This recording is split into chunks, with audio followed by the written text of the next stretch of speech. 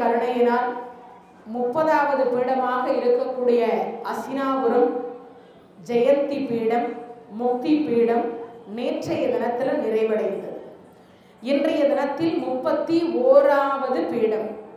இன்றைய தினத்தில் நம்மளுடைய ஆலய உளவார தொண்டு சீர்திருத்த கூட்டம் இந்த மார்கழி மாசத்தினுடைய தொடர் சொற்பொழிவு 31 ஆண்டு காலம். அதே மாதிரி இன்றைய தலைப்பு 31வது சக்தி பீடம். ரொம்ப அற்புதமான ஒரு சக்தி பீடம். நம்மளுடைய ஸ்டேட்ல இருக்கக்கூடிய சக்தி பீடம். ஏன்னா நம்ம ஸ்டேட்ல இருக்கு, அதர் ஸ்டேட்ல இல்லை. அதாவது தமிழகத்தில் கொங்கு நாடு அப்படின்னு சொல்லக்கூடிய நாட்டில் ஒரு குன்றின் மீது இந்த தலம் இருக்கின்றது. சாயா பீடம் என்பது இதனுடைய பெயர். லலிதா பீடம் அப்படின்னு சொல்லக்கூடிய பெயர்ல லலிதாம்பிகை அப்படிங்கிற பெயர்ல அம்பாள் வீற்றிருக்கின்றால். அப்படிப்பட்ட ஒரு இடம்தான் ஈங்கோய் மலை.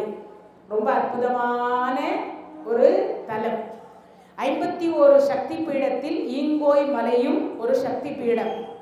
அந்த ஈங்கோய் மலையை மாணிக்கவாசக பெருமானும் போற்றி திருவாசகத்தில் பாடியிருக்கிறார். ஈங்கோய் மலை எம் எந்தால் போற்றி பங்கு ஆர் பழனத்து அழகா போற்றி அப்படின்னு திருவாசகத்தில் ஒரு வாசகமாக இருக்கின்றது. இந்த ஈங்கோய் மலை யார் யாரெல்லாம் பாடல் பெற்றதுன்னா 4 பாடியிருக்கிறார். 4 ஞானசம்பந்தர் பாடியிருக்கிறார், திருநாவுக்கரசு பெருமான் பாடியிருக்கிறார், சுந்தரமூர்த்தி சுவாமிகளும் பாடியிருக்கிறார், அதே போல மாணிக்க வாசக பெருமானும் பாடியிருக்கிறார். திருப்புகழ் பாடி அருளி கொடுத்த அருணகிரி பெருமானும் இந்த ஈங்கோய் மலையை பாடி அருளி கொடுத்திருக்கிறார். அதே மாதிரி சிவபெருமானை எதிர்த்து வாதம் புரிந்த நக்கீரர் பெருமானும் இந்த தலத்தை பாடி அருளி கொடுத்திருக்கிறார்.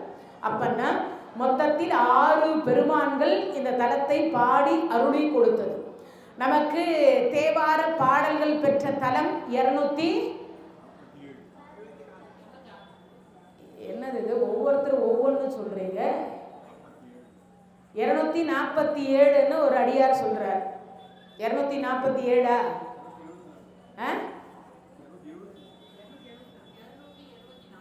274 அதான ஒரிஜினல் இல்ல கம்மியா? மாற்றி சொல்லிட்டார். 47 4 முன்னாடி போடணும் இல்லை பின்னாடி. அப்போ அந்த தலத்தில் 63வது தலம் இந்த ஈங்கோய் மலை. இது எங்க இருக்கு? முதல்ல அதை தெரிஞ்சுப்போம். இந்த ஈங்கோய் மலை என்று சொல்லக்கூடியது குளித்தலையிலிருந்து பக்கத்தில் ஒரு 3 கிலோமீட்டர் அல்லது ஒரு 5 கிலோமீட்டர் தொலைவில் இருக்கு. குளித்தலை வழியாகவும் போகலாம், முசிறி என்று சொல்லக்கூடிய வழியாகவும் இதற்கு போகலாம். அதே மாதிரி இந்த தலம் என்று சொல்லக்கூடியது எவ்வளவு சிறப்பு வாய்ந்தது, யாரெல்லாம் வழிபாடு செய்திருக்கிறார்கள், இந்த தலத்துக்குரிய வரலாறு என்ன, இதை முதல்ல நாம் ஒவ்வொன்றா பார்த்து கொண்டே வரலாம். இது ரொம்ப அற்புதமான ஒரு தலம் என்பது இந்த தலம். ஏன்னு கேட்டால் இந்த தலத்தில் வீற்றிருக்கக்கூடிய சிவபெருமான் மரகதத்தினால் ஆன சிவபெருமான். அதனால பேரே என்ன வருது? மரகதா அலேஸ்வரர் அப்படின்னு சொல்லுவாங்க. மரகத சலேஸ்வரர் அப்படின்வாங்க. மரகதா சலேஸ்வரர் அவருடைய திருநாமம். மரகதாம்பிகை அப்படின்னு சொல்லுவாங்க. இப்போ அந்த தலத்தை யாரெல்லாம் வழிபாடு செய்தார்கள் முதல்ல நம்ம அதை பார்க்கலாம். இந்த தலத்துக்குரிய கிட்டத்தட்ட 560 படிக்கட்டுகள் அமைந்த ஒரு தலம், குன்றின் மீது அமர்ந்திருக்கக்கூடிய ஒரு தலம். ரொம்ப சுவாரஸ்யமான முதல்ல வழிபாடு செய்தவர் நமக்கு பழனி முருகப்பெருமானை நமக்கு செய்து அருளி கொடுத்த போகர் என்று சொல்லக்கூடியவர் இந்த தலத்தை வழிபாடு செய்திருக்கிறார். யார் வழிபாடு செய்தது? போகர். அது மட்டும் இல்லை, இந்த ஈங்கோய் மலையில் மலை அடிவாரத்தில் இந்த ஈஸ்வரனை தரிசிப்பதற்கு முன்னாடி முதல்ல எடுத்த உடனே யாரை தரிசிக்க போறீங்க அப்படின்னா இந்த போகரைத்தான் தரிசிப்பனம் செய்கிறோம். போகராக இருக்கக்கூடியவர் கையில ஓலை சுவடியோடு நமக்கு காட்சி கொடுக்கிறார் மலை அடிவாரத்தில். அப்பேற்பட்ட ஒரு சிறப்புக்கு உரிய ஒரு தலம். இன்னொன்று, இந்த போகர் ஏன் வழிபாடு செய்தார் ஒரு கேள்வி வரும் இல்லையா? அந்த தலத்தில் இருந்துதான் முருகப்பெருமானுக்கு இறுதி வடிவம் கொடுத்த தலம் அந்த தலம். கைத்தட்டுங்களேன். பழனி முருகனை நீங்கள்லாம் வழிபாடு செய்கிறீங்க இல்லையா? அந்த பழனி முருகனை நவபாசானத்தினால் அமைத்து அதற்கு பிறகு அதை முழுமையாக ஆக்குவதற்காக இந்த ஈங்கோய் மலை என்று சொல்லக்கூடிய இறைவனை வழிபாடு செய்ததற்கு பிறகுதான் அந்த நவபாசானத்தினால் ஆன முருகப்பெருமானை முழுமை அடைய செய்தார் இந்த போகர். அப்பன்னா அந்த தலத்துக்கு எவ்வளவு சிறப்பு இருக்கணும்னு பார்க்கணும். அப்போ பழனிக்கு முன்னாடியே இந்த ஈங்கோய் மலை இருந்திருக்கு அப்படிங்கிறது இதுல இருந்து உங்களுக்கு புரிஞ்சிருக்கும்னு நினைக்கிறேன். அதே மாதிரி இன்னொரு விஷயம், இந்த போகர் என்று சொல்லக்கூடியவர் அந்த தலத்தில் இருந்து இறுதி வடிவம் கொடுத்தார்னு சொன்னேன் இல்லையா? ஆரம்பிக்கின்ற பொழுதே இந்த இறைவனை வழிபாடு செய்துதான் ஆரம்பித்ததாகவும் ஈங்கோய் மலையினுடைய வரலாறு சொல்லுகிறது. அப்போ அவ்வளவு சிறப்புக்கு உரிய ஒரு தலம் எது? இந்த ஈங்கோய் மலை. சரி, இந்த ஈங்கோய் மலையில போகர் வழிபாடு செய்தார். அதற்கு அது மட்டும் இல்லாமல் அங்கு முருகப்பெருமானுடைய சிலை செய்தார். இது எல்லாருக்கும் இப்போ தெரிஞ்சுக்கிட்டீங்க. அதே மாதிரி இன்னொரு விஷயம் என்னன்னு கேட்டீங்கன்னா, இந்த தலத்தில் மட்டும்தான் 18 சித்தர்கள் ஒன்று கூடி சத் சங்கம் அப்படின்னு சொல்லக்கூடிய சங்கத்தை நிறுவி அங்கு என்னெல்லாம் செய்யலாம், என்னெல்லாம் செய்யக்கூடாது, உலக மக்களுக்கு எது நன்மை எது தீமை. மாநாடு நடத்துகிறோம் இல்லையா? இப்பெல்லாம் நாம் எல்லாம் எதுக்கோ மாநாடு நடத்துகிறோம். ஆனால் இந்த 18 சித்தர்கள் எதுக்கு மாநாடு நடத்தினாங்களா? எதுக்கு? பூமிக்கு வாழக்கூடிய மனிதர்களுக்கு எது நல்லது எது கெட்டது. அது மட்டும் இல்லை, இந்த கெட்டது வரக்கூடிய காலத்தில் இப்பெல்லாம் இயற்கை சீற்றம் அதிகமாக வருது இல்லையா? இந்த இயற்கை சீற்றத்தில் இருந்தா இருக்கட்டும், இல்லை பேர் ஆபத்து பேர் அழிவு என்று சொல்லக்கூடியது நீரினால், நெருப்பினால், காற்றினால், ஆகாயத்தால், பூமியால், பஞ்சபூதங்களால் ஏற்படாத வண்ணம் யாரை வணங்கினால் உலக மக்கள் இது ஏற்படாது. இது அத்தனையும் பேசிய ஒரு இடம் எதுன்னு கேட்டா ஈங்கோய் மலை. அப்போ இந்த 18 சித்தர்களும் ஒன்று கூடக்கூடிய ஒரு இடமாக ஈங்கோய் மலை விளங்கி இருக்கின்றது ஆதி காலத்தில். வான்மீகர் அப்படின்னு சொல்லக்கூடிய முனிவர், சட்டமுனி, பதஞ்சலி முனிவர், அகத்திய முனிவர், போகர், கமலமுனி, திரு மூலர், குதம்பை சித்தர், கோரக்கர், தன்வந்திரி, சுந்தர ஆனந்தர், கொங்கணர், ராமதேவர், நந்தீவரர், இடைக்காடர், மச்சமுனி, கருவூரர், பாம்பாட்டி சித்தர், மொத்தம் 18 பேர். இந்த 18 பேரும் உலக நன்மை என்று சொல்லக்கூடியதற்காக சற்சங்கம் என்று சொல்லக்கூடிய சங்கத்தை அமைத்து அங்க கிட்டத்தட்ட வருடத்திற்கு ஒரு முறை மாநாடு நடத்தி உலக நன்மையும் பொருட்டு அந்த மாநாடு அமைந்தது. அப்போ யோசித்து பாருங்க, அவ்வளவு சிறப்புக்கு உரிய ஒரு மலை எது? இந்த ஈங்கோய் மலை. சரி, இதுக்கு ஏன் இந்த ஈங்கோய் மலை அப்படின்னு பேர் வந்தது அப்படின்னு ஒரு கேள்வி வரும் இல்லையா? இப்போ ஏற்கனவே இது வந்து பார்த்தீங்கன்னா திருச்சியிலிருந்து குளித்தலை போயிட்டு குளித்தலையிலிருந்து போகக்கூடியது. ஏற்கனவே சொல்லியிருக்கிறேன், இந்த தென்னாடு சைடு தான் அதிகமான என்ன இருக்கு? கோயில்கள் அதிகம். அது மட்டும் இல்லை, பக்தியும் அதிகம். பக்தியும் அதிகம். கோடி கோடியாக செல்வம் இருக்கும். ஆனால் அவர்கள் சாதாரணமாக வந்து இறைவனை வழிபாடு செய்வாங்க. எந்த ஒரு பந்தா இல்லாமல், எந்த ஒரு நான் என்கின்ற அகம்பாவம் இல்லாமல், எந்த ஒரு நான் என்கின்ற அகம்பாவம் இல்லாமல் 1 லட்ச ரூபாய்க்கு அன்னதானம் பண்ணிட்டா கூட தன் வாயினால் நான் 1 லட்ச ரூபாய்க்கு அன்னதானம் பண்ணேன்னு பேர் போட்டுக்க மாட்டாங்க. தன் பெயரை கூட வெளியில் சொல்ல மாட்டாங்க. அப்படி இருந்தாங்க ஒரு காலத்தில். ஆனால் இப்பெல்லாம் டியூப் லைட் போட்டால் கூட பேர் எழுதி வச்சுக்கிறாங்க, உபயம் அப்படி. ஆமாம், ஃபேன் வாங்கி கொடுத்தா கூட பெரிய கொட்டை இடத்துல அந்த ஃபேனே தெரியாத மாதிரி ஒரு விளம்பரம். ஆனால் அந்த காலத்தில் அவ்வளவு தொண்டு செய்திருக்கிறார்கள். அப்படி தொண்டு செய்யக்கூடிய ஒரு சிறப்பு தென்னாட்டுக்கு உண்டு. அப்போ அகத்தியருக்கு ஒரு ஆசை, எல்லா தலத்தையும், அந்த தென்னாடு பகுதியில் இருக்கக்கூடிய எல்லா தலத்தையும் ஒவ்வொரு தலமாக தரிசனம் செய்து கொண்டே வந்தார். இந்த ஈங்கோய் மலைக்கு வருகிற பொழுது நட சாத்திட்டு இருந்தது. மனசு ரொம்ப வருத்தம். அதுவோ மலை மேலே இருக்கு, திருப்பி கீழே 560 படி இறங்கி கீழே வரணும்.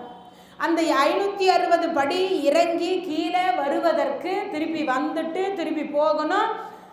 அதை விட இன்னொரு சிறப்பு என்னன்னா, இந்த ஒரு தலத்துக்கு ஒரு குறிப்பிட்ட நேரம் காலம்னு ஒதுக்கி இருப்பார் அகத்தியர். இப்போ அதை விட்டுட்டா இன்னும் ஒரு 2 தலம் எக்ஸ்ட்ரா பார்க்கலாம். ஏன்னா நாமெல்லாம் என்ன நினைக்கிறோன்னா, எக்ஸ்ட்ரா 2 இட்லி சாப்பிடுவோமான்னு யோசிக்கிறோம். உண்மை இல்லையா? ஆமாம்.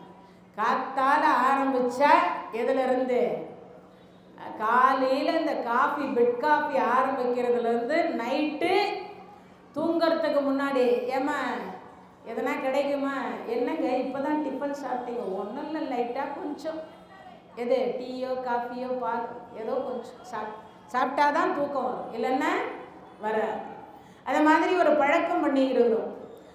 அதுக்கு தான் நம்ம எல்லாம் பழக்கப்படுத்தி இருக்கிறோம். அகத்தியர் எதற்கு பழக்கப்படுத்தி இருக்கிறார்னா, இந்த பூமிக்கு ஒரு முறை அவர் கீழே இறங்கி வந்தால் இந்த உலகத்தில் எத்தனை ஆலயம் இருக்கோ அத்தனை ஆலயத்தையும் தரிசனம் செய்துட்டு வந்தோம்.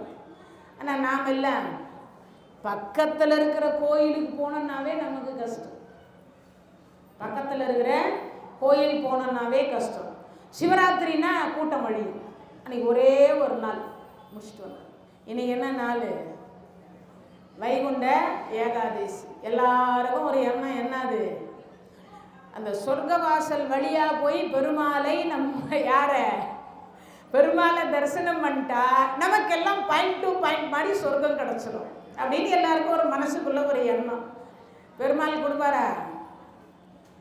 ஆணவ மலம், கண்ம மலம், மாய மலம், இந்த 3 மலம் அப்படின்னு சொல்லக்கூடியதை மனிதர்கள் நீக்கி எந்த ஒரு ஜீவன் அப்படின்னு சொல்லக்கூடியதற்கும் தீங்கு விளைவிக்காமல், யார் மனதையும் நோகடிக்காமல், பொய் சொல்லாமல், ஏமாத்தாமல், திருடாமல் இப்படியெல்லாம் வாழ்ந்து இறுதியாக இறைவா உன் திருவடியினுடைய சரணாகதி அடையலாம்னு நான் நினைத்திருக்கேன்னு சொல்லி அந்த வாசல் வழியா போய் பெருமாளை தரிசனம் பண்ணா, கொஞ்ச நேரத்துக்கு முன்னாடி 1000 பொய் அவ்வளவும் பேசிடுது. அதை விட அந்த பெருமாள் கோயிலுக்கு போகும்போதே ஒருத்தருது யாரோ பாவம் வயசானவருது ஒரு 500 ரூபாய் கீழே விழுந்துருச்சு. அந்த பெரியவர் தேடிட்டு இருக்கிறாரு. இதை எடுத்து ரகசியமாக பாக்கெட்டில் போட்டு, பெருசு என்ன தேடுற? இல்லை, ஏதோ எந்த காசு இருந்தது கீழே விழுந்துடுச்சு, அதை தான் தேடுறேன். அப்படியா? நல்லா தேடி பாரு, இங்கே ஒன்றும் எதுவும் விழுந்த மாதிரி தெரியலையே அப்படின்னு சொல்லிட்டு நேராக பெருமாள் கிட்ட போனால் பெருமாள் சொர்க்கமாக கொடுப்பாரு, நரகத்தில் கூட இடம் கொடுப்பாரான்னு தெரியல. அப்படிதான் இப்போல்லாம் நாமெல்லாம் என்ன நினைக்கிறோன்னா, பணத்துக்காக என்ன செய்தாலும் தவறில்லை அப்படிங்கிற ஒரு நிலைக்கு நாம் எல்லாம் தள்ளப்பட்டிருக்கிறோமா, இல்லை நம்ம மனம் அதுக்கு அடிமையாயிடுச்சான்றது தெரியல. அந்த மாதிரி போயிடுச்சு. அதனால நாம் எல்லாம் என்ன நினைக்கணும் அப்படின்னு அகத்தியர் இந்த இடத்துல சொல்றார். என்ன நினைக்கணும்? பூமியில் இருக்கின்ற வரைக்கும் இறைவனை தொழுணுமா, இறைவனை தொழுது பெறணும், அழுது பெறணும். என்ன சொல்றார்? தொழணும், இல்லைன்னா அழணுமா. யார்கிட்ட? கடவுள்கிட்ட. நினைந்து நினைந்து எது நினைந்து நினைந்து உணர்ந்து உணர்ந்து நெகிழ்ந்து நெகிழ்ந்து ஊற்றெடும் கண்ணீர் அதனால் உடம்பு நனைந்து நனைந்து. நான் சொல்லலை, வள்ளலார் சொல்றேன். நினைக்கிறப்போ கண்ணில் ஆனந்த கண்ணீர் வரணுமா. என்ன கண்ணீர் வரணும்? ஆனந்த கண்ணீர் வரணும். அப்போ அந்த ஆனந்த கண்ணீர் வருவது போல இறைவனை நாம் பார்க்கணும். அப்படியா பார்க்குறோம்? போன உடனே பெரிய லிஸ்ட்டு கொடுக்குறோம், உண்டா இல்லையா? அகத்தியர் சொல்கிறார் இந்த இடத்துல, என்ன சொல்கிறார்? இந்த பிறவி, இப்பிறவி போனால் எப்பிறவி வாய்க்குமோ தெரியாது இறைவன். இந்த பிறவியில் இருக்கின்ற பொழுதே பூமியில் எவ்வளவு ஆலயம் இருக்கின்றதோ அத்தனையும் நான் தரிசனம் செய்தணும். நாம் எல்லாம் கூட நாளையிலிருந்து இன்னையிலிருந்தே பக்கத்தில் சின்ன சின்ன சென்னையில் என்னென்ன ஆலயம் இருக்குது, எவ்வளவு பெரிய ஆலயம் இருக்குது, எவ்வளவு சிறிய ஆலயம் இருக்குது. மயிலாப்பூர் போனால் அங்கே எத்தனை ஈஸ்வரர் இருக்கிறாங்க? கபாலீஸ்வரர், வெள்ளீஸ்வரர், வாலீஸ்வரர், அப்புறம் கார்ணீஸ்வரர், 4 பேர் சொல்லிக்கிறீங்க. அப்புறம் மோட்சபுரீஸ்வரர், தீர்த்தபுரீஸ்வரர், அதுக்கப்புறம் 7 ஈஸ்வரர் இருக்கிறாங்க. இன்னும் ஒருத்தர் யார் இது?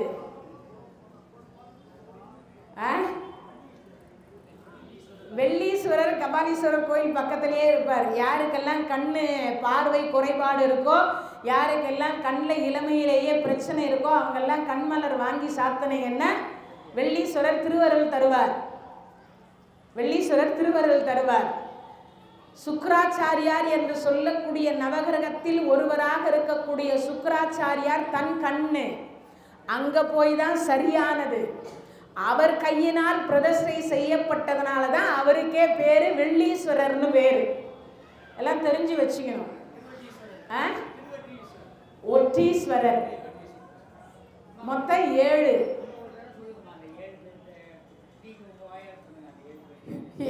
ஈஸ்வரர். கபாலீஸ்வரர், வெள்ளீஸ்வரர், வாலீஸ்வரர், மோட்சபுரீஸ்வரர், அதுக்கப்புறமா இருக்கக்கூடியது எது? ஒற்றீஸ்வரர், கார்ணீஸ்வரர், மோட்சபுரீஸ்வரர். இவங்க எல்லாருமே 7 தலங்கள் சிவாலயம். ராகு கேதுன்னு சொல்லக்கூடிய 2 தலம் அங்கேயே இருக்கு. அம்பாளுக்குரிய தலம் அதுதான் முண்டக கண்ணி அம்மனோ, இன்னொன்று கோலவிழி அம்மனோ. கார்ணீஸ்வரருக்கு ஆப்போசிட்ல இப்படி கொஞ்சம் உள்ள நுழைஞ்சிங்கன்னா இருக்கும். மொத்தம் 9 நவகிரக தலம் என்று சொல்லக்கூடியது அந்த இடத்துல இருக்கு. ஆனால் யாருக்கெல்லாம் இந்த சென்னையில் பிறந்து வளர்ந்திருக்கக்கூடியவங்களுக்கு எத்தனை பேருக்கு இந்த தலம் இருக்குன்னு தெரியும்? கபாலீஸ்வரரை தெரியும், கார்ணீஸ்வரரை தெரியும், வெள்ளீஸ்வரரை தெரியும். மற்ற ஈஸ்வரர்களுக்கு தெரியாது, அதிகமாக தெரியாது. அப்படின்னா என்ன அர்த்தம்? முண்டக கன்னியம்மனை தெரியும், ஆனால் கோலவெளி அம்மனை பெரும்பாலும் தெரியாது. பக்கத்திலேயே இருக்கு. வாலீஸ்வரருக்கு பக்கத்திலேயே அதுவும் வரும். அப்படின்னா என்ன அர்த்தம்? நான் எதுக்கு இதை சொல்கிறேன்னா, இந்த சென்னைக்குள்ளே என்னென்ன தலங்கள் இருக்குது, அட்லீஸ்ட் நம்மளால் வெளியூருக்கு போங்கன்னு நான் சொல்லவே இல்லை. இங்கே இருக்கக்கூடிய தலங்களையாவது தரிசனம் செய்யுங்கன்றேன். இங்கே இருக்கக்கூடிய தலங்களை மட்டுமே, சென்னையில் இருக்கக்கூடிய அருகாமையில் இருக்கக்கூடிய தலங்களை மட்டுமாவது தரிசனம் செய்யுங்கன்ற. எப்போ நேரம் கிடைக்குதோ பீச்சுக்கு போனோம், பார்க்குக்கு போனோம், ஹோட்டலுக்கு போனோம், பீஸா ஆர்டர் பண்ணோம், பர்கர் ஆர்டர் பண்ணுன்ற வேண்டாம். அதுக்கெல்லாம் எப்படி உங்களுடைய உடம்பு நாக்கு டேஸ்ட்டுக்கெல்லாம் ஒத்துழைப்பு தருதோ அதே போல் மனத்தினுடைய ஆன்மாவினுடைய நலத்துக்கும் சிலதெல்லாம் சேர்த்து வச்சுக்கோங்கன்றேன். வேறு ஒன்றும் சொல்லலை. அகத்தீஸ்வரர் பூமிக்கு எழுந்தருளி இப்போ எல்லா தலத்தையும் சிவாலயத்தை தரிசனம் செய்து வருகிற பொழுது இந்த ஈங்கோய் மலை என்று சொல்லக்கூடிய சிவபெருமானை தரிசிக்க வருகிற பொழுது நடை சாத்திட்டாங்க. நான் கிட்டத்தட்ட 7 முறை போனேன் சிதம்பரத்துக்கு. 7 முறையே எனக்கு தரிசனம் கொடுக்கல. 7 முறை நான் தரிசனம் பண்ண முடியல. அவரு நீ வேணா இன்னும் உனக்கு இருக்குதுன்னு வச்சுக்கிறாரு. ஏன்னா நிறைய பேர் சொல்வீங்களேயா, என்ன இந்த அம்மா ஆன்மீகத்திலேயே இருக்காளே, இந்த அம்மா எல்லா கோயிலையும் பார்த்துட்டு இருப்பாங்க. 7 முறை எனக்கு காட்சி கொடுக்கல. நடராஜருக்கு பக்கத்துலேயே பிள்ளையார் கோயில் கும்பாபிஷேகம் நடக்குது, வர்ணனை முடிச்சுட்டு ஓடலான்னு ஓடுறேன், நடை சார். அதுக்கப்புறம் ஒரு முறை நானும் என் கணவரும் போய் சித்திரை வைகாசி வெயில் செருப்பை விட்டுட்டு போயிட்டோம். என் கணவர் நடந்து முன்னாடி போகிறார், நான் பின்னாடி போகிறேன். என் கணவருடைய கால் மொத்தம் கொப்பளம் வந்துட்டு அவரால் நடக்கவே முடியல. நான் அவரை கவனிக்கிறதா, நடராஜரை பார்க்குறதா? கணவனே கண் கண்ட தெய்வம் இல்லையா? அவர் நான் சொல்லிட்டேன், சுவாமி நான் நடராஜரை நாளைக்கு பார்த்துக்கிறேன், நீங்கள் இன்னைக்கு வாங்க. ஆமாம், அப்படியே இருந்து கடைசியாக பார்த்தீங்கன்னா நான் வேற ஒரு தலத்துக்கு போயிட்டு அவசர அவசரமா வருகிற பொழுது எதாச்சியா பங்குனி உத்தர தண்ணிக்கு காட்சி கொடுக்குற எப்படி இருக்கும் பாருங்க. அது மட்டும் இல்லை, எனக்கு முன்னாடி என் கூட வந்தவங்களுக்கு எல்லாம் கூட கொஞ்சம் லேட்டாக கிடச்சிது. ஆனால் நான் கடன்னு ஓடி போய் தரிசனம் பண்ணிட்டு அதில் ஒரு சிவாச்சாரியார் கூப்பிட்டு விபூதி கொடுத்தார், பிரசாதம் கொடுத்தார், வில்வம் கொடுத்தார். அதை விட கொடுமையான விஷயம் என்ன தெரியுமா? இத்துணுண்டு விபூதிக்கு 2000 வாங்குவாங்க.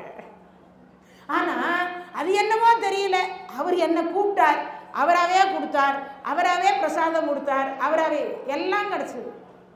அப்போ தான் நான் நினச்சேன், நீ ஏன் இந்த கூட்டத்தில் எல்லாம் ரொம்ப கஷ்டப்பட்டு தரிசனம் பண்ணுற, நான் உனக்கு ஃப்ரீயாக இடம் கூப்பிட்டு வச்சு தரிசனம் கொடுக்குறேன்னு அவ்வளவு எளிமையான முறையில் தரிசனம் பண்ணேன். இது எதுக்கு சொல்கிறேன்னா, என் கர்ம வினை தீராமல் அவன் அருளாலே அவன் தாள் வணங்கி அவனன்றி ஓர் அணுவும் அசையாது. 7 முறை எனக்கு காட்சி கொடுக்காத இறைவன் 8வது முறை கூட்டு வச்சு காட்சி கொடுத்தாருன்னா எனக்கு எவ்வளவு ப்ளஸ் பாயிண்ட் இல்லையா? அப்போ யோசித்து பாருங்க எல்லாருக்குமே.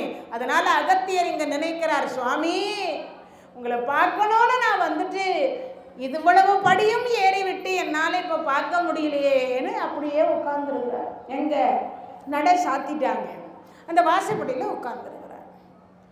உட்காந்து பார்த்தார்.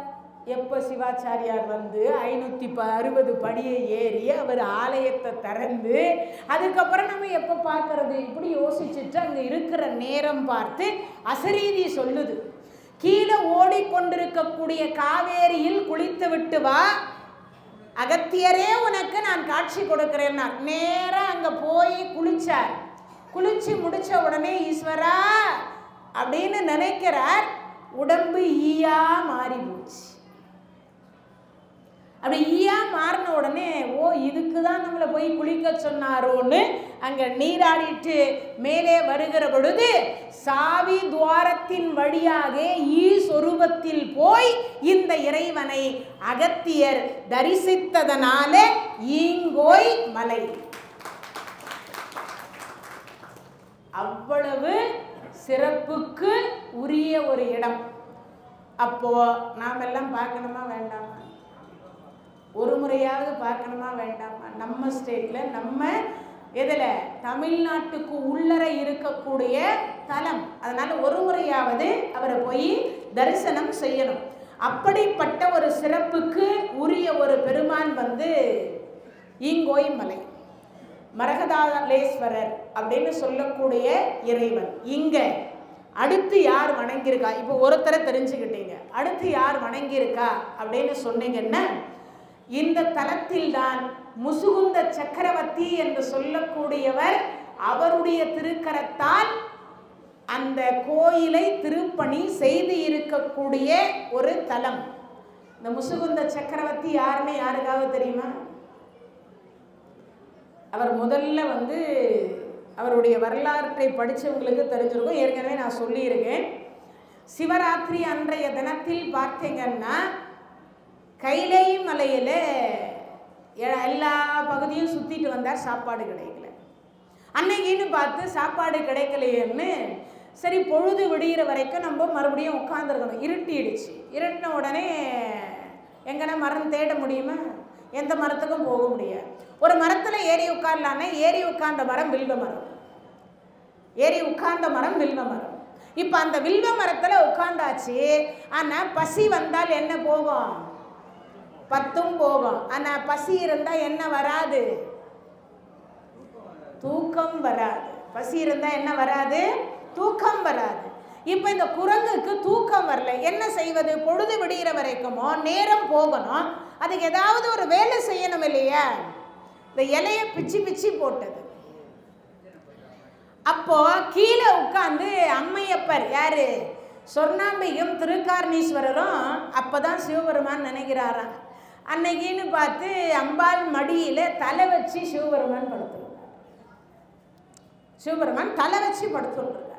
இந்த தலை வச்சு படுத்துன்ற இந்த சிவபெருமான அந்த இலையை கிள்ளி போட்டுதான் அன்னைக்கு இரவு சிவராத்திரி. இப்போ போடுற நேரம் என்னன்னு பார்த்தீங்கன்னா 1 மணியிலிருந்து 12லேருந்து 3 மணி வரைக்கும் 3வது ஜாமம். இப்போ அது பூஜை வந்து 3வது ஜாமம். இப்போ அந்த பூஜை செய்து கொண்டே இருக்கு. அம்பாளுக்கு வந்துச்சு கோபம். என்ன கோபம்? கிட்டத்தட்ட என் கணவர் ஆடியோட ஆடி, அமாவாசையோட அமாவாசை, கிருத்திகையோட கிருத்திகை, பௌர்ணமியோட பௌர்ணமி, பொங்கலோட பொங்கல், தீபாவளியோட தீபாவளி, சிவராத்திரியோட சிவராத்திரி இருந்தா கூட பரவாயில்ல.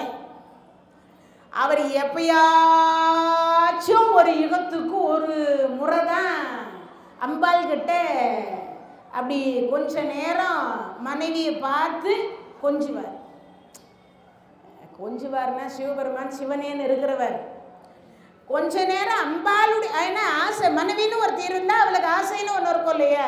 அதனால கொஞ்ச நேரம் அப்படி தலையை வச்சு படுத்து தான் பார்ப்போம். மேலே அப்படி தலையை வைத்து ஒன்றாக உட்காந்து பேசுகிறாங்க.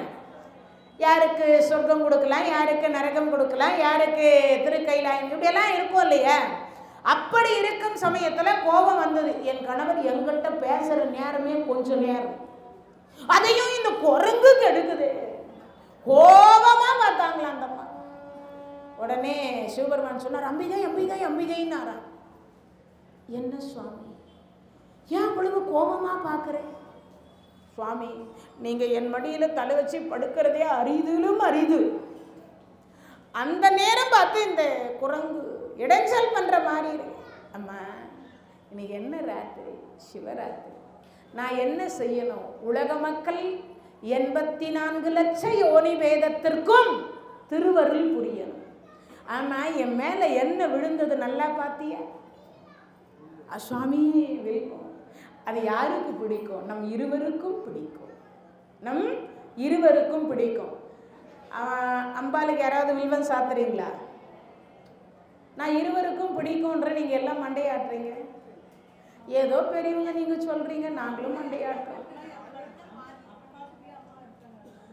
ஓ, அப்பாக்குள்ளேயே அம்மா இருக்காங்க. ஆனால் அங்கே இருக்கிறது சிவலிங்கம் தானே இருக்குது. உடம்புல பாதியை கொடுத்துருக்கிறார். தெரிஞ்சு வச்சுக்கணும். தரிசித்தால் மட்டும் போதாது, புராணம் தெரிஞ்சால் மட்டும் போதாது, தெரிஞ்சு வச்சுக்கங்க. கீழே இருக்கக்கூடிய ஆவுடை என்று சொல்லக்கூடியது அம்பாள். கீழே நீங்கள் பால் அபிஷேகம் பண்ணுறீங்களே, அந்த ஆவுடை என்று சொல்லக்கூடிய நீர் வழிகிறதல்ல, அதுக்கு வரைக்கும் கீழே இருக்கக்கூடியது அம்பாள். மேலே இருக்கக்கூடிய லிங்க சொரூபம் மட்டும்தான் சிவபெருமான். இது தெரிஞ்சு வச்சுக்கணும் எல்லாரும். என்ன ஏதோ கதை கேட்குறோன்னு கேட்கக்கூடாது. வழிபாட்டு முறைகளை முழுமையாக தெரிந்து வழிபாடு செய்தால் நமக்கெல்லாம் அவ்வளவு புண்ணியம் கிடைக்கின்றது. அதனால் கீழே இருக்கக்கூடிய ஆவுடை என்பது சிவபெருமானை அம்பாள் தாங்கி சக்தியாக இருந்து தாங்கி பிடித்து கொண்டிருக்கிறார். மேலே இருக்கக்கூடிய லிங்க சொரூபம் இறைவனுக்குரியது. அப்போ அர்த்தநாரீஸ்வரர் அந்த கோலத்தில் தானே இருக்காங்க இப்போ. அதனால் எனக்கு என்ன பிடிக்கும் அப்படின்னு சொல்லுகிற பொழுது நமக்கு என்ன பிடிக்கும்? இருவருக்கும் சேர்ந்தது எது? வில்வம் இல்லையே. அதனால தான் யாவர்க்குமாம் இறைவனுக்கு ஒரு பச்சிலை, யாவர்க்குமாம் பசுவிற்கு ஒரு வாய்வரை, யாவர்க்குமாம் உண்ணும் போது ஒரு கைப்பிடி, யாவர்க்குமாம் பேசுகிற பொழுது இன்னுரை தானே. யாருடைய வாக்கு? திருமூலருடைய வாக்கு. அப்படின்னா என்ன பண்ணுவாங்க? இறைவனுக்கு ஒரு பச்சிலை. எல்லா கடவுளுக்கும் ஒரு இலை இருக்குது, எல்லா கடவுளுக்குமே ஒரு இலை இருக்குது. சிவபெருமானுக்கு என்ன இலை? வில்வம். அம்பாளுக்கு வேப்பிலை. அதுக்கப்புறம் திருமாலுக்கு துளசி. விநாயகருக்கு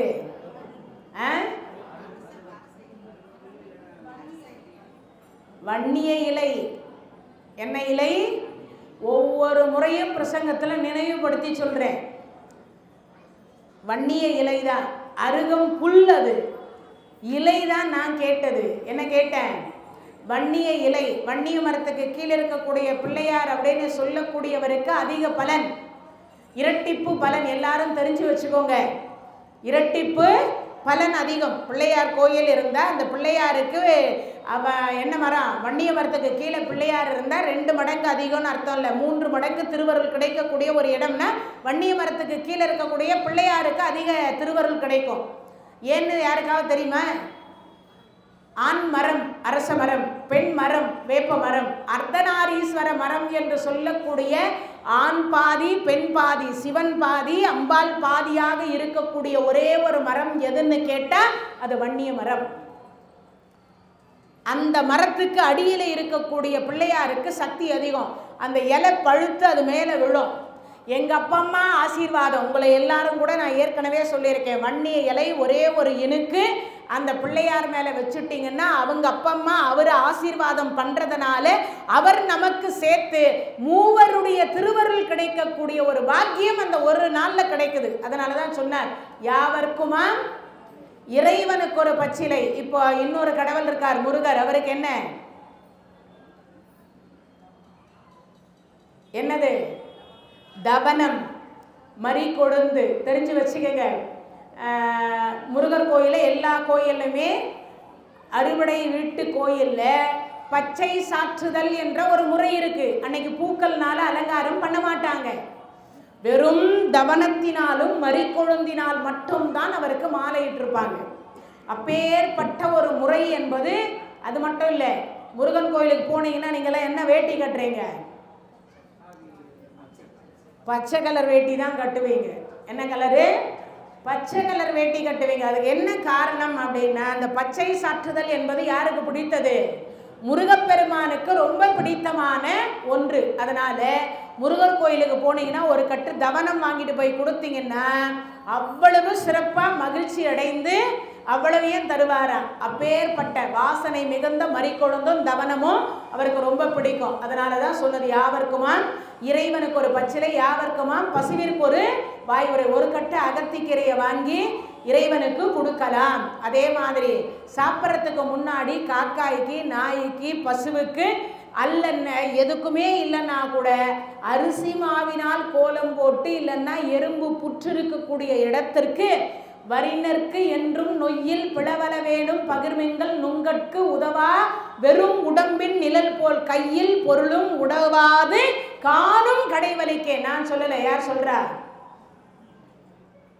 அருணகிரி பெருமான் கந்தர் அலங்காரத்தில் சொல்றார். வரினர்க்கு நொய்யில் பிளவல வேணும்.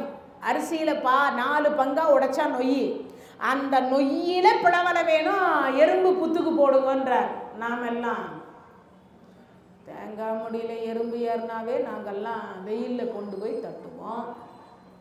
போன வருஷம் இதே மாதிரி கதை சொல்லிகிட்டே இருந்த அடையார் பெரியபாளையத்தம்மன் கோயிலில் அங்கே ஒரு அம்மா எழுந்து வந்து சொன்னார், இல்லை மேடம் நாங்கள் ஸ்டவ் பற்ற வச்சு தோசை தவா வச்சு அது மேலே கொண்டு போய் தட்டுவோன்றாங்க அம்மா. நான் என்னன்னு சொல்கிறது சொன்ன எனக்கே ஒரு மாதிரி ஆயிடுச்சு. அவ்வளவு வேகமாக அதுவும் கேட்டுட்டு இருந்தா அந்த அம்மா எழுந்து வந்து சொன்னான்னா பார்த்துக்கங்களேன் அப்போ எப்படி இருக்கும்னு. நான் சொன்னேன், ரொம்ப புண்ணியவதின்னு, ரொம்ப புண்ணியம் பண்ணியிருக்கேன்னு. நான் எறும்பு புத்துக்கு அரிசி போடுன்றேன். அந்த அம்மா சொல்கிறேன், எறும்பு ஏறின எறும்பை நான் இப்படி தான் தட்டுவேன்னு வெளிச்சம் போட்டு சொல்கிறான். நான் என்ன சொல்கிறது, சரி இப்படியும் சில ஜீவன்கள் இருக்கிறதுன்னு நம்ம நினச்சிக்க வேண்டியதுதான். அது மாதிரி இங்கு அவ்வளவு சிறப்புக்கு உரிய ஒன்று இந்த இலையில கிடைக்குது. என்ன கேட்டா, இருக்கிறவங்க தாமரை வாங்கலாம், இருக்கிறவர்கள் மலர் மாலை வாங்கலாம், இருக்கிறவங்க என்னென்னமோ வழிபாடு செய்யலாம். ஏழையாக இருந்தால் என்ன செய்ய முடியும்ன்றதுக்காக தான் இறைவன் தன்னுடைய வழிபாட்டில் ஒவ்வொரு இலையை வைத்து கொண்டார். இப்ப இந்த குரங்கு அந்த இலையை பிச்சு பிச்சு போட்டதனால இவ்வளவு விளக்கங்கள் இறைவன் சொல்றார். யாருக்கு? அம்பாளுக்கு சொல்றார். அப்ப எனக்கு பிடிச்சது, நமக்கு பிடித்தது சுவாமி. என்ன விழுந்தது? வில்வம் விழுந்தது. நீ இப்ப எப்படி பார்க்கணும் அம்பிகைன்றார்? கருணையோடு பார்க்கணும். உன் பார்வை எப்படி இருக்கணும்? கருணையோடு இருக்கணும். இப்ப அம்பாள் எப்படி பார்த்தாங்களா? கருணையோடு பார்த்தாங்களா. அதுதான் அபிராமி பட்டர் சொல்றார். தனம் தரும், கல்வி தரும், ஒரு நாளும் தளர்வரியா மனம் தரும், தெய்வ வடிவு தரும், நெஞ்சில் வஞ்சமில்லா இனம் தரும், நல்லன எல்லாம் தரும், அன்பர் என்பவருக்கே கனம் தரும் பூங்குழலால் அபிராமி கடைக்கண்களே. அம்பாளுடைய கடைக்கண் பார்வை பட்டுவிட்டால் என்ன கிடைக்குமா? தனம் தரும், கல்வி தரும், ஒரு நாளும் தளர்வரியா மனம் தரும், தெய்வ வடிவு தரும், நெஞ்சில் வஞ்சமில்லா இனம் தரும், நல்லன எல்லாம் தரும். உலகத்துல எத்தனை கோடி நல்லது இருக்கோ அத்தனை கோடி நல்லதும் தரவல்லது அம்பிகையினுடைய கடைக்கண் பார்வை. இப்ப அது அந்த அம்மா கருணையோடு பார்த்தோன்னே அதுக்கு அறிவு வந்துச்சு. 5 அறிவு இருந்த குரங்குக்கு 6 அறிவு இல்லை, 7க்குவே வந்துட்டுது. என்ன பண்ணுச்சான்? இறங்கி வந்தது, அம்மையப்பரை வலம் வந்தது. இறங்கி வந்தது, அம்மையப்பரை வலம் வந்தது. வலம் வந்த உடனே சிவபெருமான் பார்த்தார், 3 உலகத்துக்கு சக்கரவர்த்தி ஆயிரு. எத்தனை உலகத்துக்கு? 3 உலகத்துக்கு சக்கரவர்த்தியா இருந்தார். அப்ப அந்த 3 உலகத்துக்கு சக்கரவர்த்தியாக இருன்னு சொன்ன பொழுது அந்த குரங்கு சொன்னது, இந்த கைலாயத்தின் மலத்தில் இருக்கக்கூடிய வண்டாக பிறந்தாலும் பிறப்பேன் சுவாமி, நான் பூமிக்கு போக மாட்டேன். ஏன்னா நான் கொடுத்த வரத்தை வாபஸ் எல்லாம் வாங்க மாட்டேன். கொடுத்தா கொடுத்தது தான். எனக்கு இந்த கொடுத்துட்டு வாங்குற பழக்கமெல்லாம் கிடையாது. என்னது கொடுத்துட்டு வாங்குற பழக்கம் இல்லை. கொடுக்க மாட்டேன், லேஸில் கொடுக்க மாட்டேன், கொடுத்தா வாங்க மாட்டேன். அதான் சிவபெருமான்.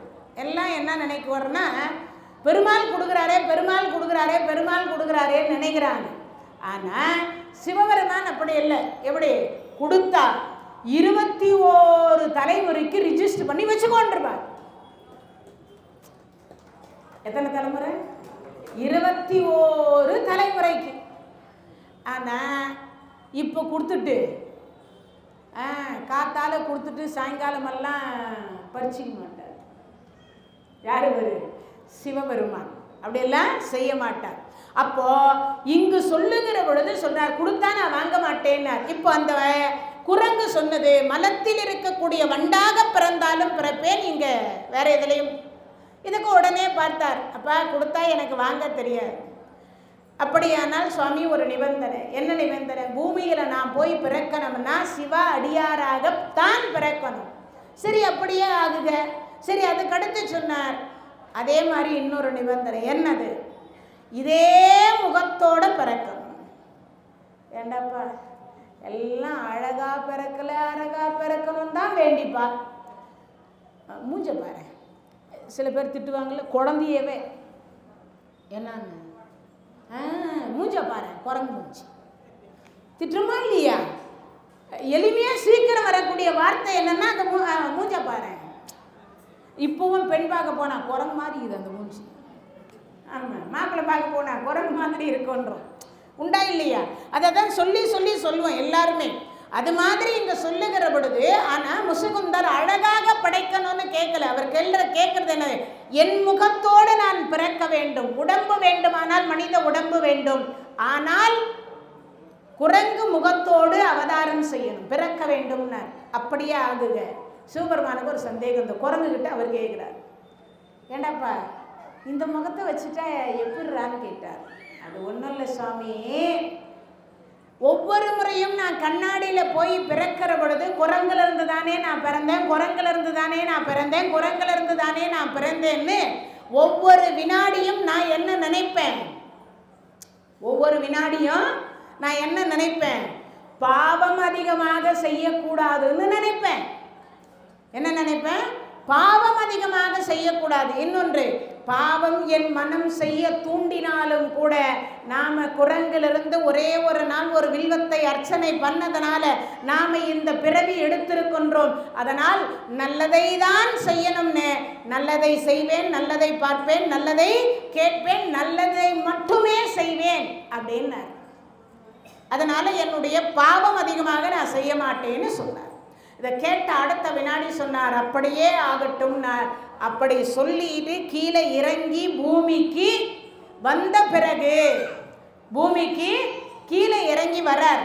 அப்படி கீழே இறங்கி வந்து கரூரை தலைநகராக கொண்டு குளித்தலை பக்கத்தில் இருக்கக்கூடிய முசுரி என்று சொல்லக்கூடிய தலத்தில் இருந்துதான் என்ன பண்ணாரு? ஆட்சி என்கின்றதை முசுகுந்த சக்கரவர்த்தி செய்தார். அந்த குரங்காய் இறங்கி வந்தார் இல்லையா? அப்படி வந்தவருக்கு பசி கொஞ்சம் எடுத்தது. குரங்கு கூட்டங்கள் எல்லாம் அங்கே ஒன்று சேர்ந்தது.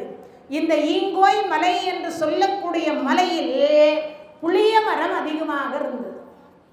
புளிய மரம் அதிகமாக இருந்தது. இந்த புளிய மரம் அதிகமாக இருந்ததுனால குரங்குகளுக்கு உணவு என்ன பண்ணுறதுன்னு தெரியாமல் இந்த புளியம்பரத்தை பறித்து பறித்து பறித்து நிறைய சாப்பிட்டுட்டு, அப்போ இந்த குரங்குக்கு தண்ணி தாகம் எடுக்குது.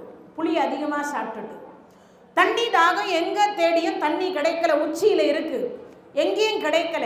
கிடைக்காத பொழுது என்ன பண்ணுறதுன்னா, பக்கத்தில் இருந்தது ஒரு வில்வ மரம்.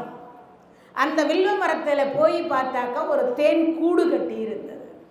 அந்த தேனை அழித்து பிழிஞ்சி அந்த குரங்கு குடிக்கிற பொழுது, அதை நக்கி சாப்பிட்ற பொழுது தேன் அடித்தா என்ன பண்ணும்? கீழே பூமியில் சொட்டுமா? அப்படி சொட்டுகிற பொழுது கீழே ஒரு சிவலிங்கம் இருந்தது. அந்த சிவலிங்கம் தான் ஈங்கோய் மலையினுடைய மரகதாலேஸ்வரர். யாரு?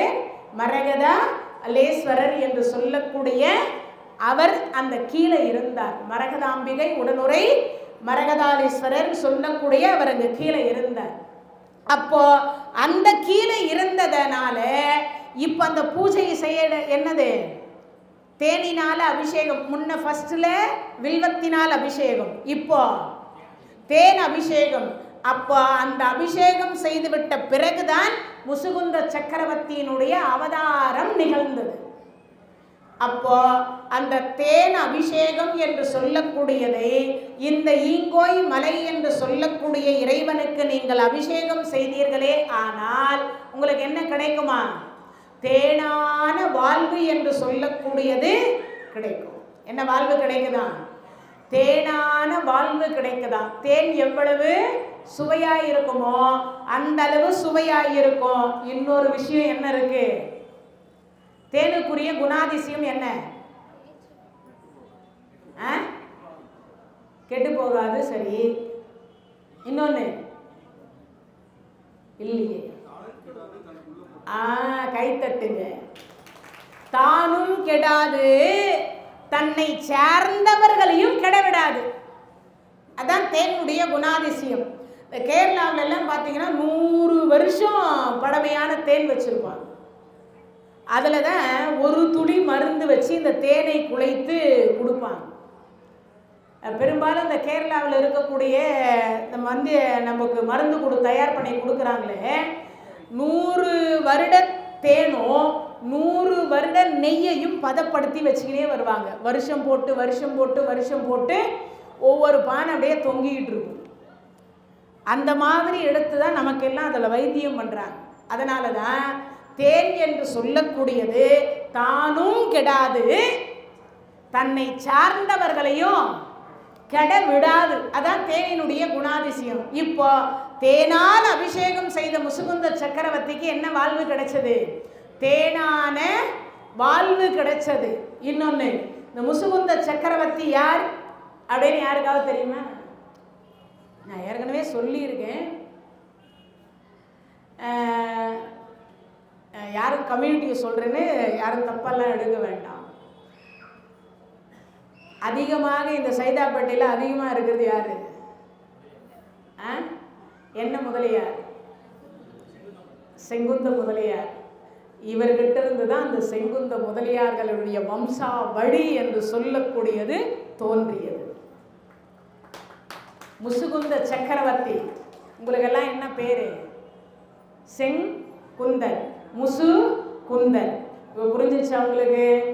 அது மட்டும் இல்லை, வீரவாகு தேவர் என்று சொல்லக்கூடியவருடைய மகளை திருமணம் செய்து கொண்ட ஒரு பெருமான் முசுகுந்த சக்கரவர்த்தி.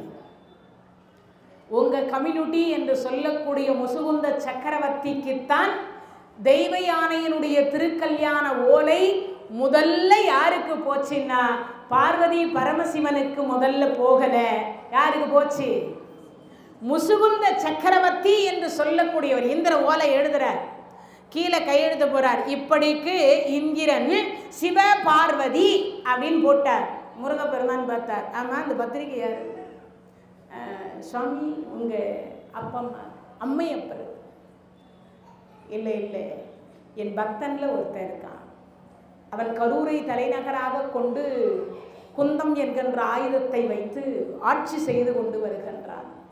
எப்பொழுதும் என்னுடைய கந்த சஷ்டி கவசத்தை பாராமல் ஓதி அப்படிப்பட்ட முருகா முருகா முருகா என்று ஓதிக்கொண்டிருக்கக்கூடியவன். அவனுக்கு கொண்டு போய் பூமியில் கொடுங்க அப்படின்னு சொன்னார். யாரு? முருகரே தன்னுடைய திருவாயினால் முசுகுந்த சக்கரவர்த்திக்கு தான் முதல் ஓலை வந்தது. யாருடைய கல்யாணத்தினுடைய ஓலை? தெய்வ யானையினுடைய கல்யாணத்து ஓலை முசுகுந்த சக்கரவர்த்திக்கு தான் முதல்ல வந்தது. அந்த முசுகுந்த சக்கரவர்த்தியினுடைய வம்சாவளியில் வந்தவர்கள் தான் செங்குந்த மரபினர் என்று சொல்லக்கூடிய அவர்கள். குந்தம்ன்ற ஆயத்தை வச்சு வந்ததுனால அவர்கள் வம்சாவளியில் முசுகுந்த சக்கரவர்த்தி. அதனால அப்படிப்பட்ட தொடர்புக்கு உரியவர் முசுகுந்த சக்கரவர்த்தி. இந்த பூமியில் கிட்டத்தட்ட 42 சிவாலயங்களை அமைத்து கொடுத்த ஒரு பெருமான் யார்? அவரு முசுகுந்த சக்கரவர்த்தி. இந்த முசுகுந்த சக்கரவர்த்தியாக இருக்கக்கூடியவர் குரங்காக இருந்து இந்த தலத்தை என்ன பண்ணியிருக்கார்? தேனால் அபிஷேகம் பண்ணி வழிபாடு செய்தது இருக்கின்றார். முசிறி என்கின்றது தான் அந்த தலத்தினுடைய பக்கத்தில் இருக்கக்கூடிய ஊரினுடைய பெயர் முசிறி. அது முசுகுந்தம் முசுகுந்தம் அப்படின்னு சொல்லி அது கடைசியில் நாளடைவில் மருவி என்ன ஆயிடுச்சு? முசிறி என்று ஆகிவிட்டதாக தல புராணங்கள் சொல்லுகிறது. இப்போ முசுகுந்த சக்கரவர்த்தி என்று சொல்லக்கூடியவர் வழிபாடு செய்த தலம் எது? ஈங்கோய் மலை. இப்போ 2வது பேர் வழிபாடு செய்திருக்கிறாங்க அகத்தியர். அகத்தியருக்கு அடுத்து முசுகுந்த சக்கரவர்த்தி. இப்போ அதுக்கு அடுத்து என்னன்னு கேட்டீங்கன்னா, நம்ம வானுலகத்தில் ஆதிசேஷனுக்கும் வாயு பகவானுக்கும் ஒரு சண்டை நடக்குது. யார் பெரியவர்? நீங்களா நானா? ஆதிசேஷன் சொல்றார் நான் தான் பெரியவன். வாயு தேவன் சொல்றார் என்கிட்ட நான் ஒரு ஊனு ஊதணும்னா நீங்க பறந்து போயிடுவீங்கன்றார். சரி பார்ப்போம், 2 பேருக்கு ஒரு போட்டி வைக்கலாம். இந்த போட்டியில யார் ஜெயிக்கிறாங்களோ பார்க்கலாம். அங்க இடத்துல ஒரு சண்டை உருவாயிடுச்சு. இப்போ இவர் என்ன பண்ணார்னா, மேருமலை என்று சொல்லக்கூடிய மலையை தன்னுடைய 1000 தலை கொண்ட ஆதிசேஷனால் அப்படி போத்திட்டு கொண்டார். மேருமலையை போட்டு சுருட்டி அவர்களுடைய படம் அப்படின்னு சொல்லுவோம் இல்லையா, அதை வச்சு அப்படி மூடிட்டார். முடிஞ்சா நீ அசைத்துப்பார் அப்படின்னார். இப்போ வாயு தேவன் பார்க்கிறார், ஓ அப்படியே உன்னுடைய 1000 தலையை என்னால் தூக்க முடியாதுன்னு நினைக்கிறியான்னு காற்று வீசினார். உங்களுக்கு எல்லாம் தெரிஞ்சிருக்கும் என்ன புயல். ஆமாம், ரொம்ப பிரபலம். ஆமாம், அதுக்கு முன்னாடி ஒரு புயல் அடிச்சுது. வர்தா புயலா ஏதோ ஒரு புயல். ஆக மொத்தத்தில் ஒரு பேர் வச்சு அனுப்பி விடுறாங்க இல்லையா. அப்போ தெரிஞ்சிருக்கும் நம்மளுடைய எல்லா மரமும் சாஞ்சது வேரோட இல்லையா. அப்போ காற்றுக்கு எவ்வளவு வலிமை என்று யோசிச்சு பாருங்க. அதே மாதிரி இன்னொன்று, இந்த வாயு தேவனுக்கு அவதாரம் செய்தவர் தான் ஆஞ்சநேய சுவாமிகள். இடி மின்னல் புயல் காற்று என்று சொல்லக்கூடிய பெய்யக்கூடிய மலையில் ஒரு துளிக்கும் மற்றொரு துளிக்கும் இடையில் பூந்து போவார், தன் மீது ஒரு துளி கூட விடாமல்.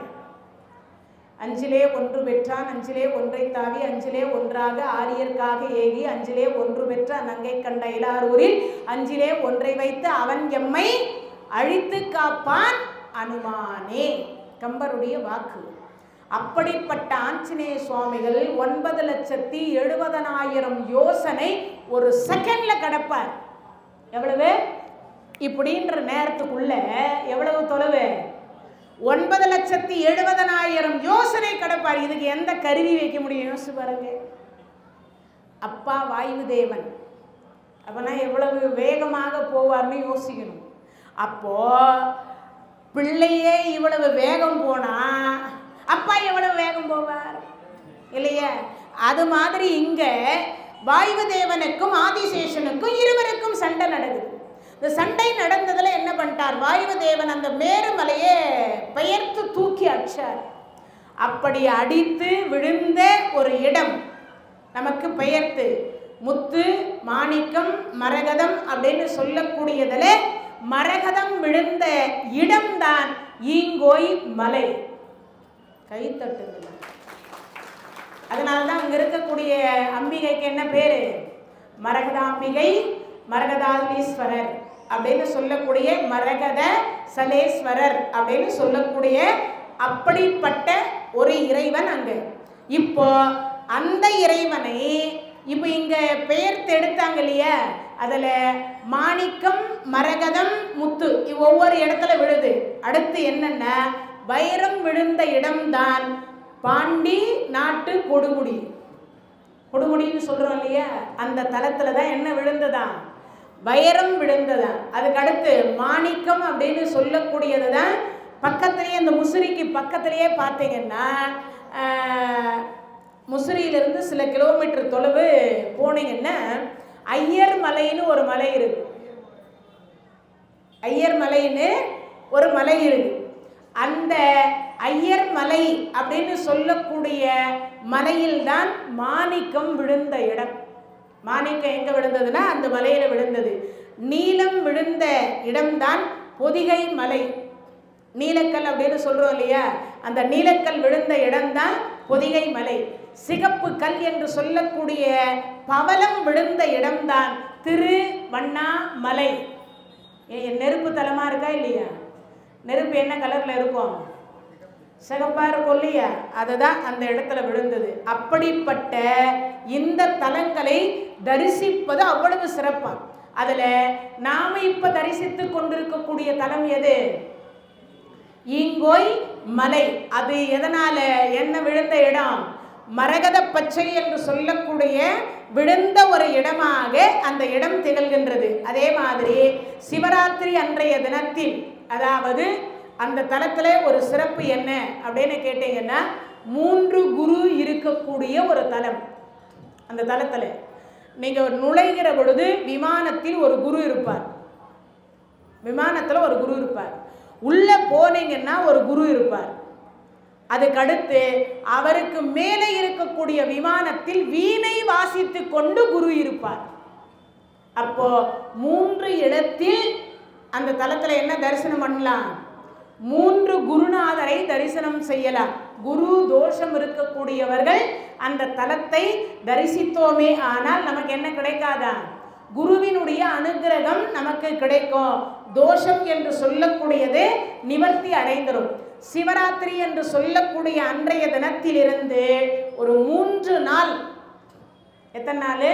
ஒரு 3 நாள், சிவராத்திரிக்கு மறுநாள் இருந்து ஒரு 3 நாள் சூரிய பகவான் என்று சொல்லக்கூடிய ஆதித்த பகவானாக இருக்கக்கூடியவர் அந்த மரகதாலேஸ்வரன் சொல்லக்கூடிய அந்த ஈஸ்வரன் மேலே என்ன விழுது? சூரிய ஒளி என்று சொல்லக்கூடிய கதிர்கள் 3 நாட்கள், சிவராத்திரியிலிருந்து மறுநாள் கழிச்சு 3 நாட்கள் அந்த தலத்தில் எது? ஈஸ்வரன் மீது ஆதித்த பகவான் வந்து பூஜித்து போவதாக தல வரலாறு சொல்லுது. அப்போ யார் இந்த தலத்தை பூஜை செய்கிறார்? சூரிய பகவானும் பூஜை செய்கிறார், சூரிய பகவானும் வணங்குகிறார். யாரு? இந்த ஈங்கோய் மலை என்று சொல்லக்கூடிய இறைவனை அவரும் வணங்குறார். அப்போ அப்படிப்பட்ட ஒரு சிறப்புக்கு உரிய ஒரு தலம் எது அப்படின்னு கேட்டா இந்த ஈங்கோய் மலை. அடுத்ததாக இருக்கக்கூடிய தலம் அப்படின்னு சொல்ல அதே தலத்துல சிவலிங்கம் வந்து பார்த்தீங்கன்னா இந்த ஒளி படுகிற பொழுது பச்சை கலர்ல தெரியாதா, நிறம் மாறி தெரியும். எப்படி இருக்கும்? நிறம் வந்து மாறி தெரியும்னு சொல்றாங்க. அதே மாதிரி இதுல ஒரு அதிசயம், இந்த ஈங்கோய் மலை என்று சொல்லக்கூடியதுல ஒரு அதிசயம் என்ன அப்படின்னு கேட்டீங்கன்னா மிகப்பெரிய ஒரு அதிசயம் என்ன அப்படின்னா தீபாராதனை காட்டுறாங்க இல்லையா, அந்த தீபாராதனை காட்டுகிற பொழுது சிவலிங்க சொரூபத்துக்கு உள்ளரையே ஒரு தீபம் காட்சி கொடுக்கக்கூடிய ஒரே ஒரு தலம் எதுன்னு கேட்டா அது இந்த ஈங்கோய் மலை. இப்போ சிவாச்சாரியார் தீபம் காட்டுவார் இல்லையா, அந்த தீபத்தை காட்டுகிற பொழுது அதில் ஜோதி சொரூபத்தை, ஒளி சொரூபத்தை நாமே கண்கூடாக பார்க்கலாம். அப்போ எப்படிப்பட்ட ஒரு அதிசயம் அப்படின்னு பார்க்கணும், எப்படிப்பட்ட ஒரு அதிசயம்னு பார்க்கணும். அப்பேற்பட்ட சிறப்புக்கு உரிய ஒரு தலம். தீபம் தன்னுடைய திருமேனியிலேயே தெரியுமா, அவருடைய திருமேனியிலேயே தெரியுமா, அப்படிப்பட்ட ஒரு சிறப்புக்குரிய தலம் தான் ஈங்கோய் மலை. காலையில் கடம்பர் கோயில் பக்கத்துலேயே, குளித்தலை பக்கத்தில் கடம்பர் கோயில் சிவாலயம்னு ஒன்று இருக்குது. அந்த தலத்தை தரிசனம் பண்ணணும். மதியம் அப்படின்னு சொல்லக்கூடியதில் நான் சொன்னேன் இல்லையா, ஐயர் மலை. கிட்டத்தட்ட அந்த ஐயர் மலை என்று சொல்லக்கூடியது சிறப்புக்கு உரிய 1117 படி கொண்டது. எவ்வளவு? 1117 117 படிகள் கொண்டது. எது? அந்த ஐயர் மலை அப்படின்னு சொல்லக்கூடியது. எத்தனை அடி உயரத்தில் இருக்குன்னு பார்த்தீங்கன்னா 1178 அடி உயரத்தில் இருக்கின்றது அந்த ஐயர் மலை. இதுக்கு பக்கத்திலேயே தான் இருக்கு. அந்த மலையை மதியம் தரிசனம் செய்யணுமா? எத்தனை மணிக்கு? 12 மணிக்கு உச்சிகால பூஜைன்னு சொல்வீங்க இல்லையா, அந்த பூஜையிலே அந்த நேரத்தில் தரிசனம் செய்யணும். அப்படி தரிசித்தோமே ஆனால் அதனுடைய சிறப்பு என்ன அப்படின்னு பார்த்தீங்கன்னா, அந்த ஐயர் மலை என்று சொல்லக்கூடியது ரொம்ப ரொம்ப ரொம்ப சக்தி வாய்ந்த ஒரு மலை. பாறையினுடைய இடுக்குகளுக்கு நடுவில் இருக்கக்கூடிய ஒரு மலை. அதில் போகிற பொழுதே சப்த கன்னிகள் அப்படின்னு சொல்லக்கூடியவர்கள், பாறை 2ஆ பிளந்திருக்கும், அதுக்கு இடையில சப்த கன்னிகள் இருப்பாங்க. அதுக்கு மேலே உள்ளே ஏறி போகணும். அப்படி ஏறி போய் நீங்கள் தரிசனம் செய்தீங்கன்னா இந்த ஐயர்மலை ஈஸ்வரனை நீங்கள் தரிசனம் செய்யலாம். இதை தரிசனம் செய்கிற பொழுது நேரம் கிட்டத்தட்ட 11லிருந்து 12:30 மணிக்குள்ளே இருக்கணுமா.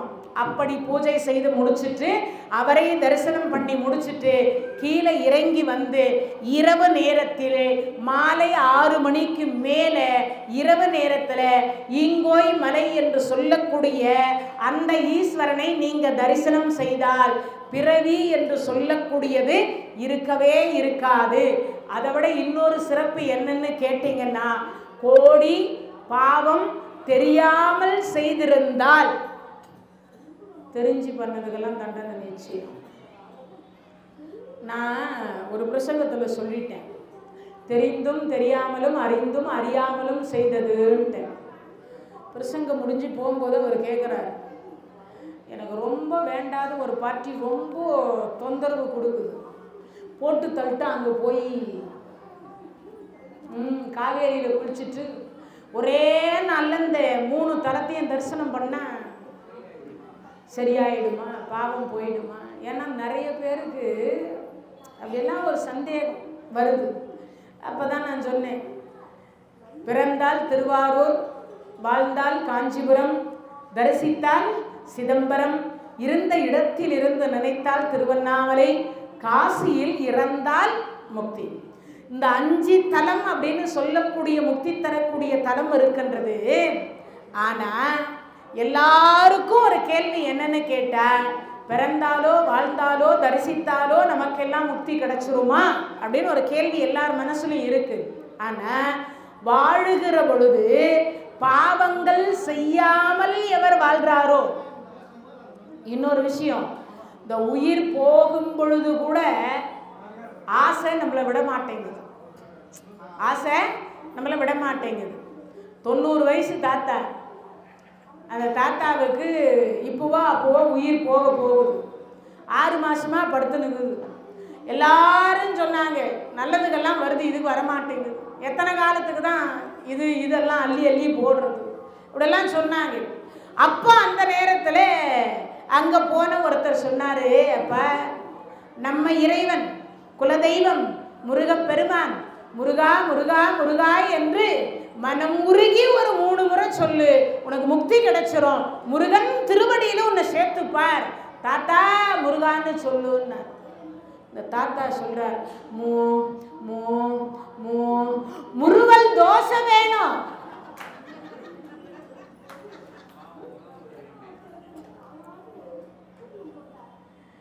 முருகனுக்கு அடிமையாகணும்னு பார்த்தா தோசைக்கு அடிமையானா எங்க முக்தி கிடைக்கிறது? யோசிச்சு பாருங்க.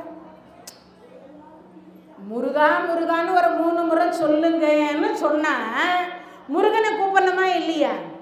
தோசை மேல உள்ள ஆசை போகலைன்னா இறைவன் என்ன பண்ணார்? அடுத்த ஜென்மத்தில் தோசையா சாப்பிட்டுட்டு கடை. அதனால தான் இன்னைக்கு எல்லார் வீட்லேயும் ஒரு பிச்சைக்கார பொட்டி வச்சுருக்கோம். என்ன பொட்டி? பிச்சைக்கார பொட்டி.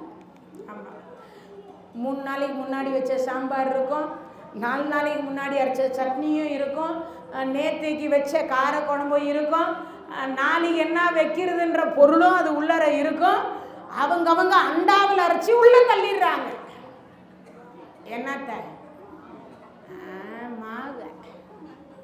ஆமாம், நீ போனால் 2 தோசை ஊற்றி சாப்பிட்டுக்கலாம், நான் போனாலும் 2 தோசை ஊற்றி சாப்பிட்டுக்கலாம், அடுத்தவங்க வந்தாலும் 2 தோசை ஊற்றி சாப்பிட்டுக்கலாம். ஒருவேளை இந்த தாத்தா சாபம் கொடுத்துட்டாரோ என்னமோ தெரில, எல்லாம் தோசையாகவே சாப்பிடுங்கன்னு. தோசைக்கு ஒரு பிறவி கொடுக்கிறார் இறைவன். யோசிது, நான் சிந்திக்கிறதுக்காக சொல்கிறேன். அது கதை வேண்டுமானால் நமக்கே சுவைக்கு இருக்கலாம். ஆனால் இறக்கும் தருவாயில் நாம் எதையெல்லாம் விட்டுட்டு போக மனம் இல்லையோ. ஏன்னா நிறைய பேர் எனக்கு எல்லாம் முடிஞ்சு போச்சு மேடம், அதெல்லாம் ஒன்றும் இல்லை. ஆனால் மண்ணாசை, பெண்ணாசை, மது ஆசை, அதுக்கப்புறம் இந்த புடவை ஆசை, நகை ஆசை, அதுக்கப்புறம் சில உறவுகள் மேலே ஆசை, இதெல்லாம் விட்டுட்டு மனம் துறக்குதா? என்ன இல்லை. அப்போ 90 வயசு தாத்தாவுக்கு ஆசை துறக்காத பொழுது நம்மெல்லாம் எங்கேருந்து? அதனால தான் பிறவி மீண்டும் மீண்டும் மீண்டும் வந்துக்கிட்டே இருக்கு. எழுகடல் மணலை அளவிடின் அதிகம் எனதிடர் பிறவி அவதாரம், அருணகிரி பெருமானுடைய வாக்கு. எழுகடல் மணலை அளவிடின் அதிகம் எனதிடர் பிறவி அவதாரம்ன்றார். யோசிச்சு பாருங்க, ஒரு கடல் மணலை எடுத்து எண்ணி பார்த்து 7 அலை பெருக்கணுமா? முடியுமா? கடல் மணலை எந்த ஜேசிபி வச்சு அளக்கிறது இல்லை, எந்த கிரைன் வச்சு அதெல்லாம் அடுக்கி அளந்து, லாரியே வச்சுக்கலாம், ஒரு லாரிக்கு ஒரு பிறவின்னு வச்சுக்கலாம். லாரியிலையாவது அந்த மண்ணை எடுத்து அடக்க முடியுமா? அதுலையாவது எண்ணி பார்க்க முடியுமா? ஏன்னு கேட்டால் மனிதன் என்று சொல்லக்கூடியவர்களுடைய ஒவ்வொரு ஆசைக்கும் ஒரு பிறவி கொடுக்குறார். அப்போ முக்தி என்று, ஏன்னா நிறைய பேர் கேள்வி, முக்தினா என்னதுன்னு கேட்குறோம் இல்லையா? அப்போது ஒரு 40 வயசு வரைக்கும் என்னென்னு கேட்டிங்கன்னா, அந்த சைடில் வந்து ஒரு 2 மணி நரை கொடுப்பார். அப்போனா என்ன அர்த்தம்? நாடிவான்னு அர்த்தம். ஆனால் நாம் எல்லாம் பித்த நரை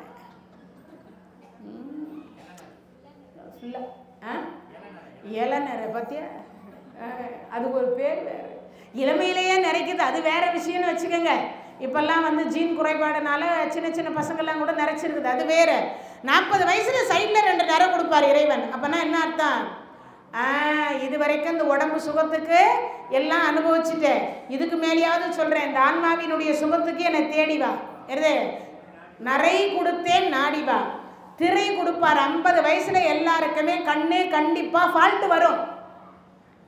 50 வயசுல எல்லாருக்குமே கண்டிப்பாக கண் திரை வரும். அப்போனா என்ன அர்த்தம்? திரை கொடுக்குறேன், இப்பயாவது தேட ஆரம்பி, என்ன இப்பயாவது நான் எங்கெல்லாம் இருக்கிறேன்னு தேடி கண்டுபிடிச்சி என்னை வணங்குன்றார்.